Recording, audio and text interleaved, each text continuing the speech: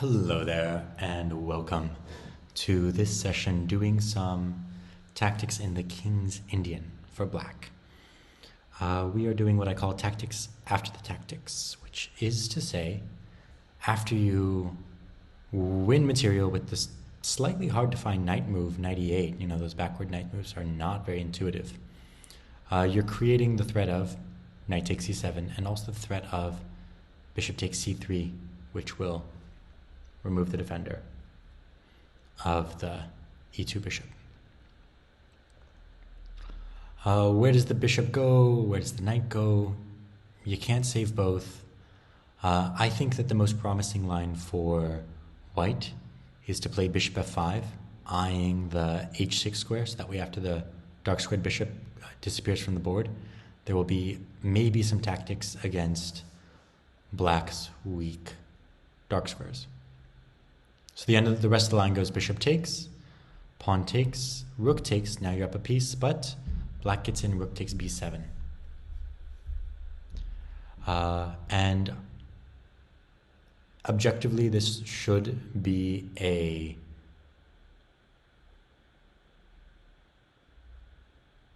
win for black, but there's a little bit of risk about how you're going to convert that. For example, if you get super lazy and you play something like bishop takes and then, rook over here, well, all of a sudden, black's threatening mate. Or excuse me, white is threatening mate. So in that position,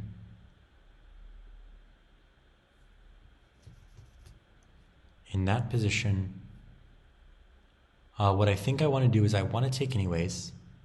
So here, he hits the knight on c7, and I need to get my knight to g7, I think.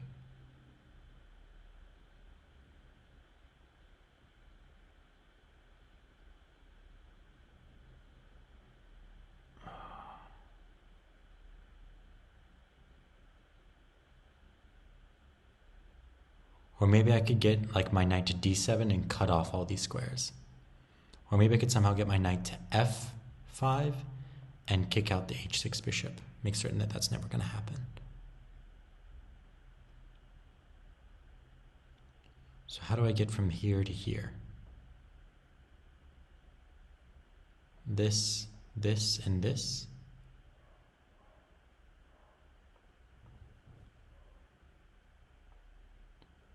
Knight here, bishop here, bishop takes. My knight's not on c7. Why am I thinking that my knight's on c7? Pawn takes, rook takes, rook takes.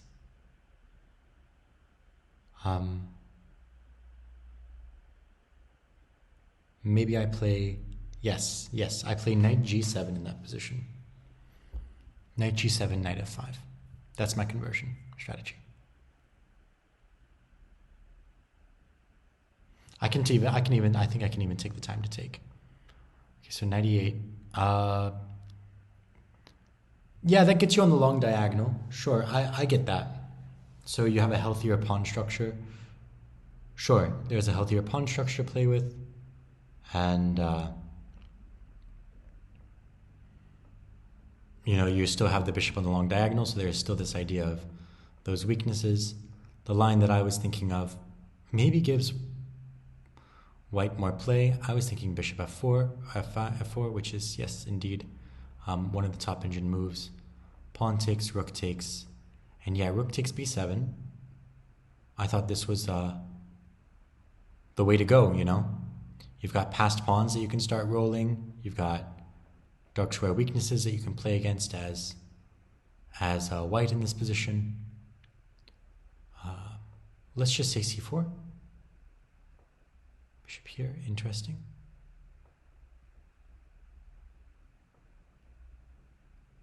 Maybe here.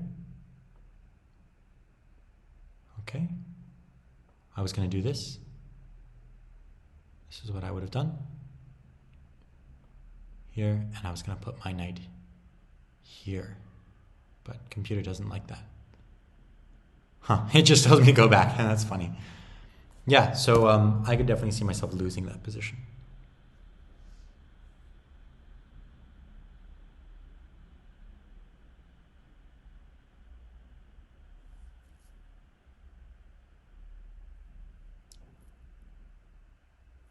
So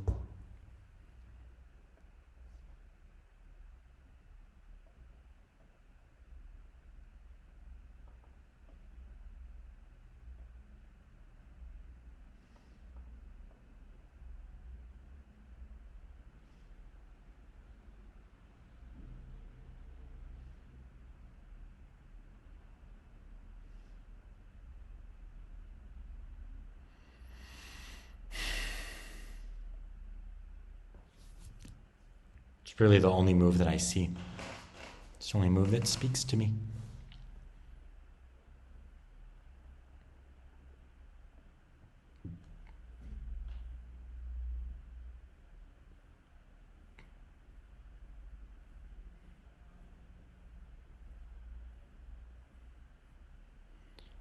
Yeah. What is there any other defense of this square? I don't see it. I think h3 has to be played. h3 is played. I take. They take, or they take with the queen or with the, and then I take here. So knight, pawn, queen. Let's imagine, oh, no, they can't play queen takes because there's bishop takes. Let's imagine pawn takes, then queen here. All right. I'm on the rook, so they're going to play bishop.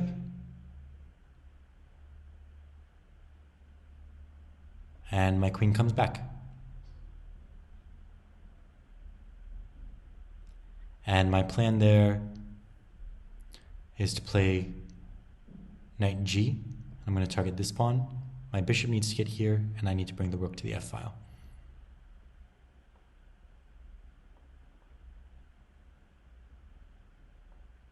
I thought this would be the move. Queen takes b4. Huh.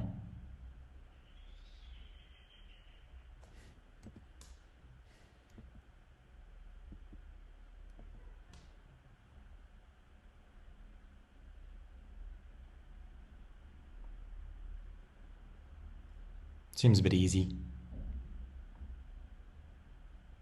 I wouldn't play this. No, I just take. Right? 3 minors. I'm a minor piece up with clear targets. Yeah. There's no way I'm not going to trade in that position. All right, let's pawn. There's queen, queen. Right? But there's also queen take, queen a5, bishop back.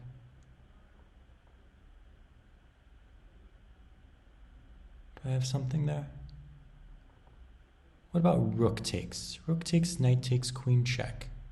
This way the bishop can't come back, and I'm 2 pieces up. 2 pieces for the rook. So, yeah. So rook takes, knight takes, queen check, queen c3 or queen d2. Queen takes, let's say f4.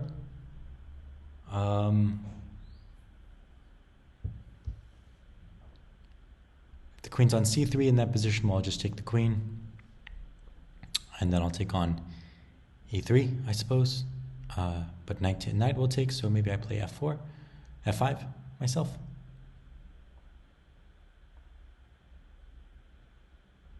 Queen c3 is indeed the move.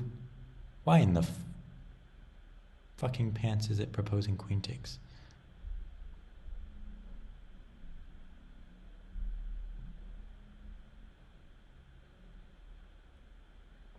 Okay, yeah, that makes sense. Knight, knight, pawn, and yeah, you need to avoid this, and you also need to still get some of your pieces in the game. I was definitely sort of on a one-track mind. I was going to play queen takes e5.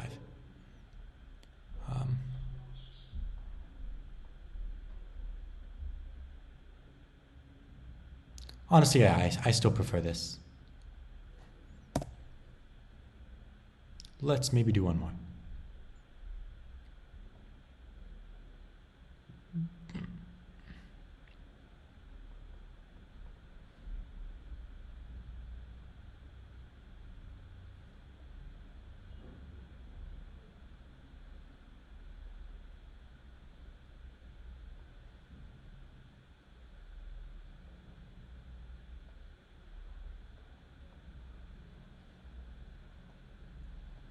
I've seen this before.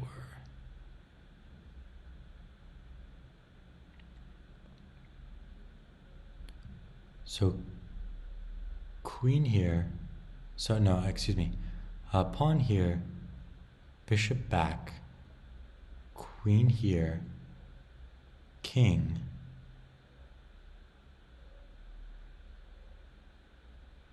how do I ramp up the pressure?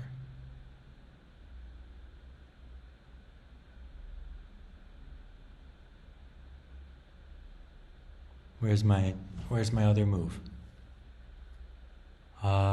Here, here.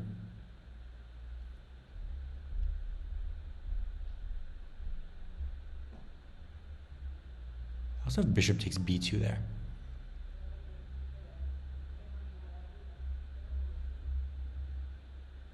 Oh well, I just have the other pawn. I just move the pawn up again. So here, here, here. Okay, yeah.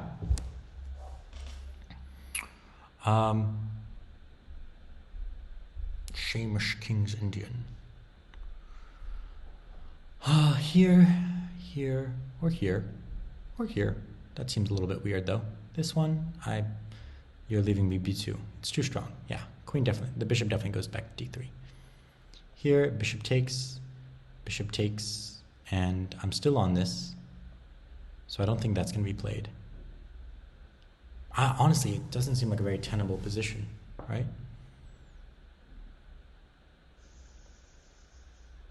Yeah, that's a much better move than what I was proposing.